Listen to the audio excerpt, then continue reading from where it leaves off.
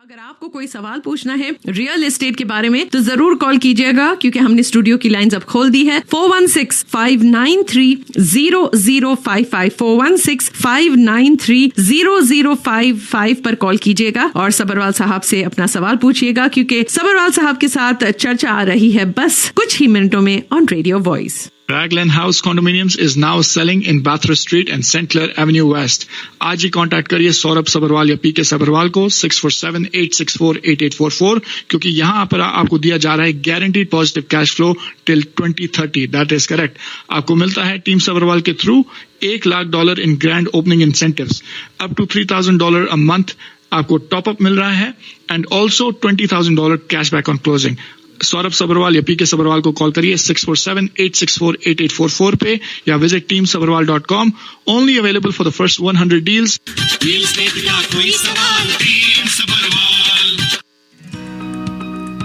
हम और आप साथ साथ हैं, आपका बिजनेस ऑन रेडियो वॉइस। क्या बात है। Call 416-660-8545 radio voice.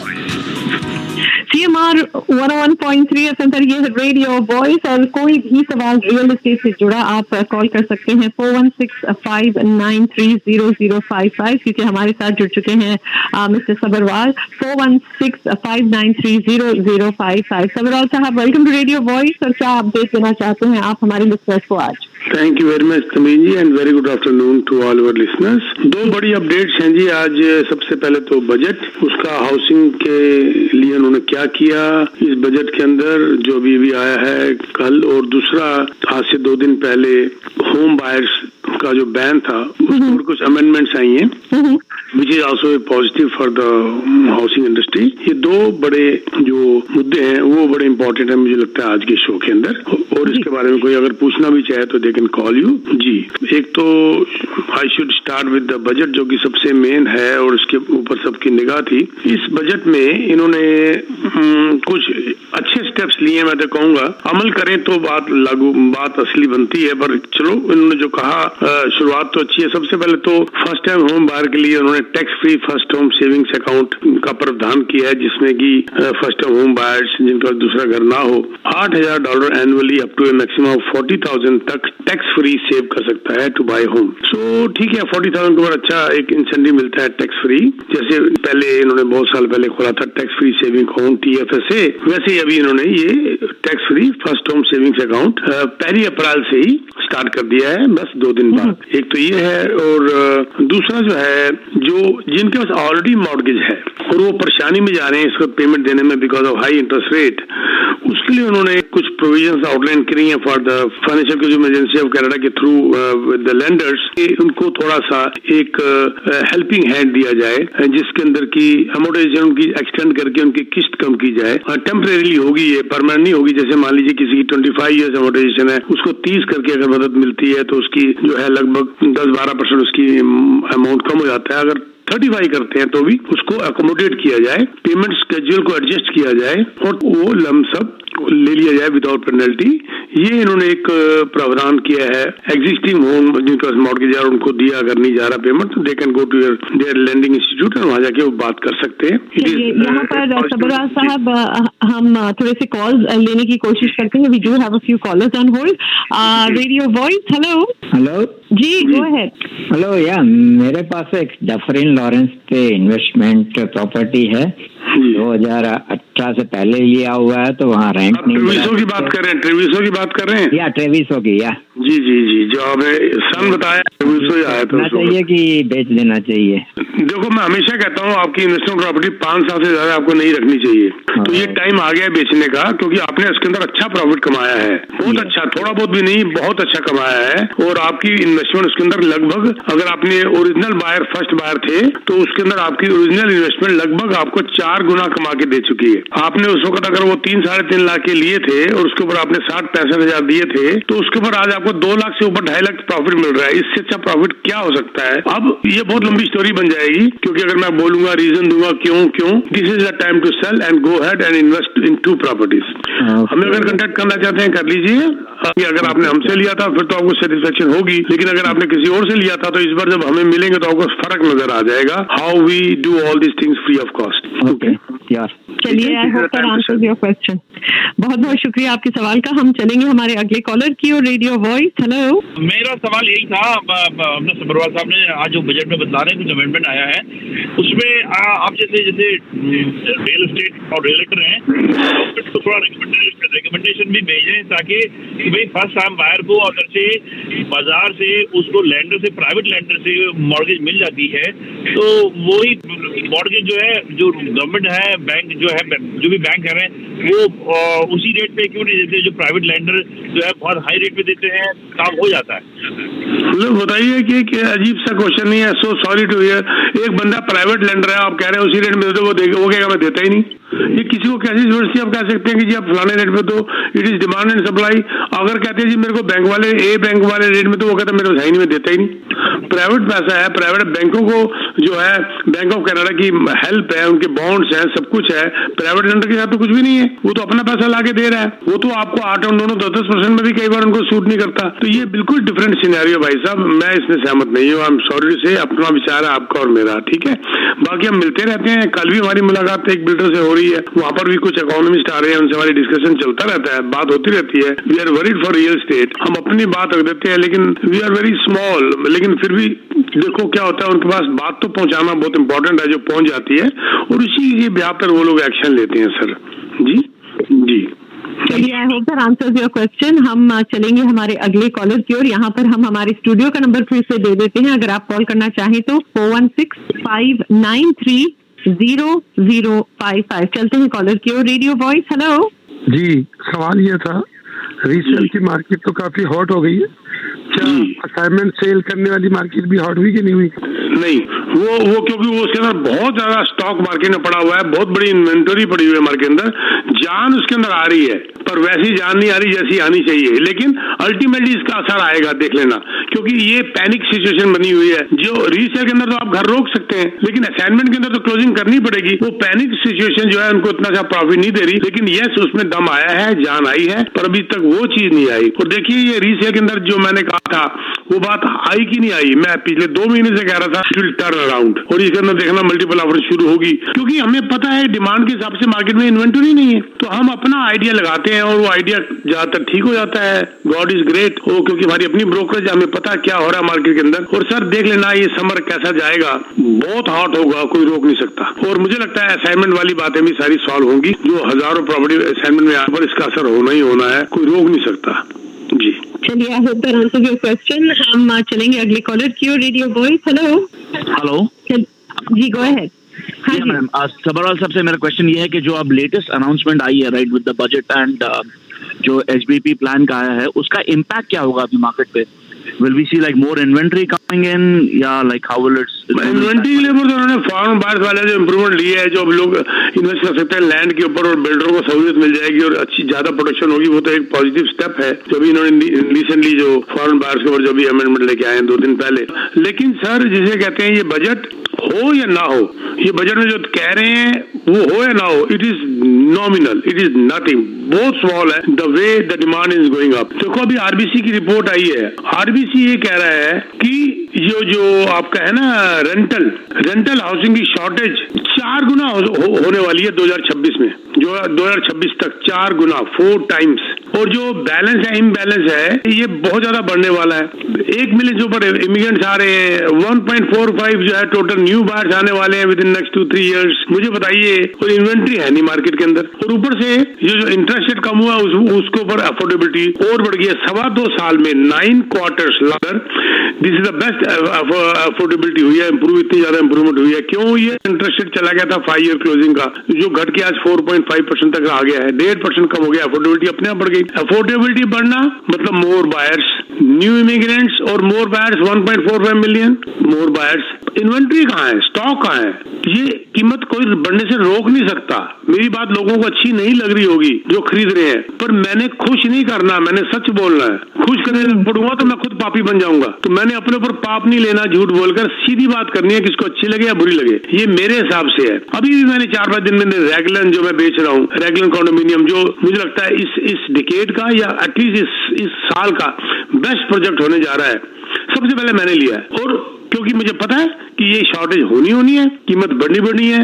Yes, interest rate जैसे नीचे आता जाएगा, देखो बिना प्राइम नीचे गिरे ही इंटरेस्ट रेट नीचे आ गया, 5 ईयर फिक्स 4.5 4.6 तक चला गया, वैसे वैसे डिमांड बढ़ती जानी है, जैसे जैसे लोगों की अफोर्डेबिलिटी आती जानी है। ऊपर से जो फर्स्ट टाइम बार को हेल्प दे रहे हैं, which is very good help, उससे भी और लोग मार्केट में आएंगे। इन्वेंट्री की सबसे बड़ी प्रॉब्लम है जो कि नहीं जल्दी सॉल्व होती नजर नहीं आ रही।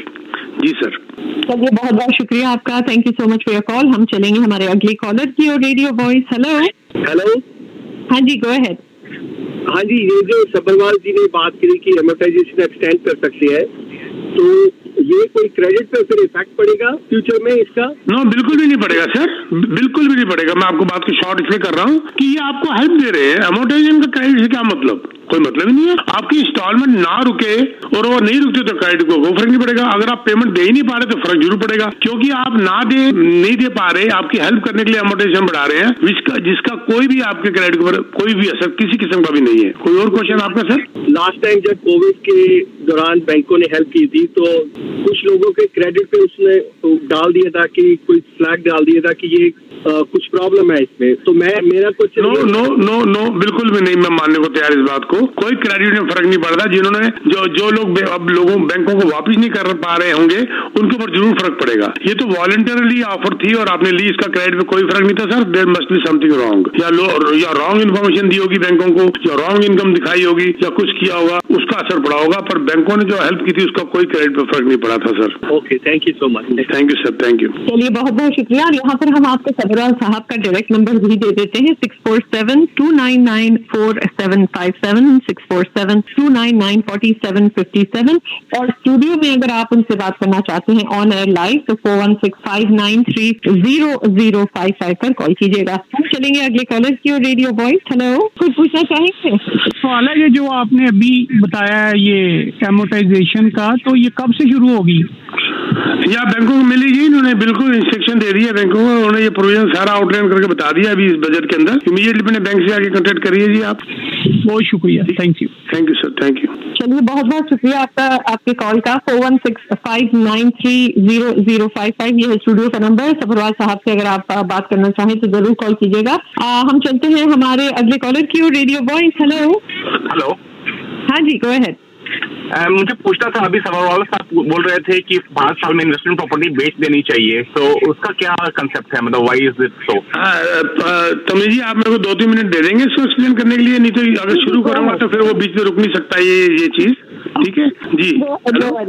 जी हाँ जी। देखिए, सीधी सी बात है कि सबसे पहले बात, कुछ बातें इसमें कड़वी हैं, कुछ मीठी हैं। ये सारों को मैं सबको आप डाइजेस्ट कर लीजिएगा। ये ना हो कि आप मीठा डाइजेस्ट कर रहे हैं और कड़वे के वक्त मेरे को उल्टा सीधा बोले। सच्चाई ये है कि मैं इसलिए 5 साल से ज्यादा नहीं रखता। अगर तो कंडोमिनियम अपार्टमेंट है तो इनके अंदर मेंटेनेंस फीस बढ़नी शुरू हो जाती है। जब तक उसके अंदर वारंटी रहती है मैं उसको रखता हूँ, उसके बाद मैं नहीं रखता। मैं ये कंडोमिनियम फीस के सिरदर्दी में नहीं पड़ना चाहता, नंबर 1। नंबर 2, शुरू में उनकी हेल्थ बड़ी अच्छी होती है, रिजर्व फंड बड़े अच्छे होते हैं और उसके अंदर मेंटेनेंस की प्रॉब्लम कम होती है, टेनेंट्स नए होते हैं, और प्लस मैं उस पैसे को रीयूज करना चाहता हूं, क्योंकि जब आप बुक करते हैं और असली कमाई आपको ऑक्यूपेंसी मिलने तक हो जाती है, उसके बाद फिर इसकी रफ्तार स्लो डाउन हो जाती है। तो मैं असली क्रीम खाकर पैसा डबल ट्रिपल जो मेरा होता है, जो भी मैंने इन्वेस्ट किया, उसको लेके मैं एक ही जगह 2 बुक कर लेता हूं। तो मेरा जो है ना टोटल जो मेरा जिसे कहते हैं प्रोफाइल थोड़ा बड़ा होता जाता है।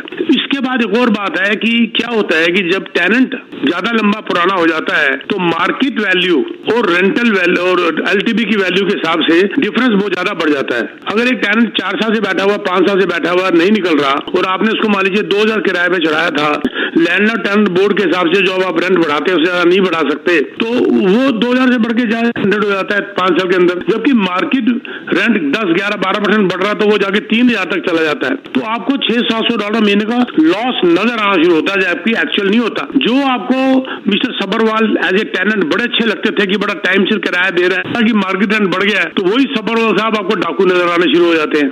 तो इस झगड़े से बचने के लिए हम उसको बेच ही देते हैं और अपना सारा प्रोफाइल नया करके नया ले लेते हैं। ये बहुत बड़ा कारण है। और तीसरी बात यह है, जब जितना टेनेंट पुराना होता है, अब इसमें टेनेंट मेरे से नाराज होंगे मुझे पता है, जितना टेनेंट पुराने होंगे उतने ज्यादा आपके वो रिश्तेदार बनने शुरू हो जाते हैं। और मैं बिजनेस के अंदर रिश्तेदारी को लेके नहीं आता, क्योंकि वो पुराने का फिर बेनिफिट चला चला जाता है। मेरा एक आर्टिकल है, never have Sunday brunch with your tenants. कितनी कड़वी बात है ये, क्योंकि उसका बेनिफिट टेनेंट को जाता है ना कि लैंडलॉर्ड को। ये कई बातें हैं, मैंने 1-2 आर्टिकल भी लिखे हुए हैं, इससे ज्यादा मैं और बोलूंगा तो दोनों पक्ष में से एक न एक तो मेरे से नाराज होता ही जाएगा। तो ये कुछ बातें हैं कि मैं इसको इससे ज्यादा नहीं रखना चाहता और अपने प्रोडक्ट को, अपनी प्रॉपर्टी को ज्यादा पुराना नहीं होने देना चाहता, क्योंकि नए के अंदर जो है ना पर ईयर परसेंटेज जंप ज्यादा आता है और मेरा पैसा साथ साथ डाइवर्ट होता रहता है और प्लस वो नई प्रॉपर्टी आती रहती है, प्लस कैपिटल गेन के अंदर मेरे लिए बड़ी सहूलियत हो जाती है रिटर्न भरने में। लंबी डिटेल में मुझे जाने की जरूरत नहीं पड़ती जी। चलिए बहुत बहुत शुक्रिया आपका सबरवाल साहब। और देखते देखते और कॉलर्स ऐड हो चुके हैं, तो हम चलेंगे अगले कॉलर की ओर। रेडियो वॉइस, हेलो, चलते हैं अगले कॉलर की ओर। Hello, can you hear me? हाँ जी, we can hear you, go ahead. तो मेरा क्वेश्चन ये है कि हमारी 2 प्रॉपर्टी है ब्रैम्पटन में, एक सिंगल गराज है और एक नई डबल गराज वाली है। तो मेरा क्वेश्चन ये है कि सिंगल गराज वाली 20 साल पुरानी है, तो is it a right time to sell that property and buy somewhere in Kitchener Cambridge side जहाँ हम डबल गराज ले सके? नहीं, डबल गराज सिंगल का मतलब नहीं है। मुझे रिटर्न ऑन इन्वेस्टमेंट बताइए, सिंगल गराज आज कितने का है? ये घर कितने का है? हमने 7 में लिया था। नहीं, आज कितने का होगा अंदाजा बता दीजिए बस। आज 12 या 13 का होगा। ओके, 1.25 लगा दो, 1.2 लगा दो। इसमें रेंट कितना आ रहा है? रेंट आ रहा है टोटल 4500 ऊपर नीचे मिला के। 4500 ऊपर नीचे मिला के, ठीक है ना। तो अब और आपका इसमें मॉर्गेज कितनी ले रखी है आपने? मॉर्गेज करीबन 7 जितनी है, 700,000, राइट? हाँ जी। हाँ, यानी कि आपने घर जब लिया था उसके बाद जो मॉर्गेज ली थी उसके बाद आपने इसके ऊपर और मॉर्गेज ली। ये बड़ी अकलमंदी करी आपने, बहुत अच्छी अकलमंदी करी आपने। अगर इसके अंदर आप 1-2 लाख और ले लें और अपने घर में अगर आपका मॉर्गेज उसको 0 कर दें तो ज्यादा अच्छा है। अब ये रेंट आपको ठीक आ रहा है और मुझे लगता है कि मार्केट रेंट के हिसाब से आपका रेंट ठीक चल रहा है। या तो आपके टेनेंट नए आए हैं, अभी ये नए टेनेंट हैं जी? हाँ जी, नए हैं, इसी साल। तभी तो, हाँ, फिर देखो ना, फिर आपको बेचने का मतलब नहीं उठता, क्योंकि आपका रेंट बता रहा है कि आपके नए रेंट है। पुराने टेनेंट होते तो यही टेनेंट, ये अगर मान लो 5 साल पुराने होते तो यही 4500 रेंट आपका 3000 होता। तो आपका रेंट भी अच्छा आ रहा है, प्रॉपर्टी ज्यादा पुरानी नहीं है, मॉर्गेज के हिसाब से आपको टैक्स भी नहीं पड़ रहा, या सलाह ली है, अच्छी सलाह ली है। मेरे हिसाब से बेचने की जरूरत नहीं है अभी। हाँ जी, और दूसरा क्वेश्चन ये था कि किचनर कैम्ब्रिज वैसे कैसा है in terms of market growth, कि वहाँ लेना घर अच्छा है या नहीं है? अच्छी ग्रोथ, अच्छी है, रेंट भी अच्छा है और वहाँ पर जो है ज्यादातर आपको प्रोफेशनल्स मिलेंगे। और अगर आपको किसी किस्म की हेल्प चाहिए, आप ना टेक्स्ट डाल के मेरे नंबर पे एक मीटिंग कर लीजिए और नो ऑब्लिगेशन, हम आपको कभी कॉल नहीं करते, सलाह लेके बेशक अपने एजेंट से काम करिए। तो मैं आपको मुझे लगता है कि आपका प्रोफाइल थोड़ा अच्छा है, 2 आपका इन्वेस्टमेंट प्रॉपर्टी है, तो आपको मिलना जरूरी है। हो सकता है आपको और कुछ नहीं तो टैक्सेशन में ही बेनिफिट हो जाए। ठीक, तो आप मुझे टेक्स्ट करके, मैं नंबर देता हूँ, मुझे मुलाकात बनवा लीजिएगा और फिर उसके बाद बेशक अपने एजेंट से काम करिए, हमें उसकी कोई चिंता नहीं है, ऊपर वाला हमें बहुत देता है, आप लोगों का प्यार है। 647-299 है नंबर मेरे पास। जी, थैंक यू। चलिए, बहुत बहुत शुक्रिया आपके कॉल का। 647-299-4757 ये है सबरवाल साहब का नंबर। और सबरवाल साहब, अब वक्त हो गया है कि हम आपसे अलविदा ले, तो जाने से पहले क्या ऐड करना चाहेंगे आप? बस मैं जाने से पहले मेरे को लगता है कि शायद मैं ये फाइनली आज रैगलन के बारे में बोलूंगा। अगर उनको बिल्डर ने और यूनिट नहीं दिए तो लगभग मेरा 40 यूनिट का टारगेट था, 10-12 यूनिट उसमें रह गए मेरे पास, और मुझे लगता है कि बिल्डर मेरे को सेम इंसेंटिव्स के ऊपर और यूनिट नहीं देगा। जो लोग Raglan condos, the highest income group वाला नेबरहुड और highest per square feet rent वाला जो है एरिया, वहां पर अगर जो लोग नहीं ले पा रहे तो उनको बता दूं, ये वही बिल्डर है कैमरॉज जिसने एक हिस्ट्री क्रिएट कर दी थी मिसिसागा में, एक्सचेंज डिस्ट्रिक्ट को बेचकर 4 बिल्डिंग विद होटल, बिल्कुल स्क्वायर उनके ऊपर। ये वही बिल्डर है जो बहुत अग्रेसिव इंसेंटिव लेके आए हैं, 1,100,000 तक का इंसेंटिव, और वो इस बात को गारंटी कर रहे हैं कि नेक्स्ट डिकेड तक 2030-2031 तक आपका कैश फ्लो पॉजिटिव रखेंगे। यानी आपको और क्या चाहिए? मान लीजिए आपको 5,000 रेंट आ रहा है, 3,000 ऊपर से वो बिल्डर दे रहा है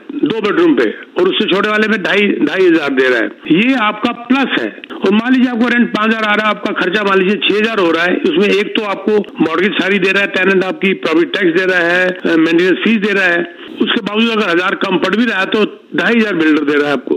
तो 1,500 आपकी जेब में जा रहा है, प्लस क्लोजिंग कॉस्ट के लिए आपको 20,000 कैश बैक है at the time of closing, blah blah blah, बहुत सारी चीजें मिली के अप्लायंसेस, क्योंकि हाई एंड एरिया है तो हाई एंड, और ये बिल्डर भी बड़ा हाई एंड है, लग्जरी बिल्डर। ये अपने यहाँ से यूनिट मत जाने दीजिए। 7 साल 8 साल तक अगर आप सेव हो जाते हैं through agreement by the builder, कोई ऐसे सोच भी नहीं सकता कि 7 साल तक क्या प्राइस नहीं बढ़ेगा किसी प्रॉपर्टी का, ये सोचना ही गलत हो जाएगा। क्या रेंट नहीं बढ़ेगा, यहाँ पर आग लगी हुई है, तो you are in a safe hand. ये प्रोजेक्ट हाथ से चला जाएगा। ये तो वही फर्क होगा तमरीन जी, जैसे आज मैंने किसी को 100वां घर बेचा और कल किसी को 101, तो कल और आज में 1 लाख का फर्क हो गया, तो आपने आज ही 1 लाख कमा लिए। तो ये बाद में मेरे ख्याल से इमीडिएटली कॉन्टेक्ट कर लेना चाहिए आपको इसके लिए मुझे। उसके बाद ले ना ले बात की बात है, और बुक करने के बाद अगर आपका मन नहीं करता चाहे कैंसिल कर दीजिए, लेकिन बाद में जब आप तैयार होंगे और यूनिट हाथ में नहीं होगा तो आप मिस करेंगे। ये डफरिन एंड सेंट क्लेयर के इंटरसेक्शन का ऊजू का एरिया सारा का सारा 8-10 मिलियन से कम वहां पर कोई मकान ही नहीं है, तो आप इसके लिए मुझे कॉन्टेक्ट कर सकते हैं इमीडिएटली। कुछ थोड़े से यूनिट बचे हैं वो निकल जाएंगे हाथ से। 647-299-4757। I repeat 647-299-4757।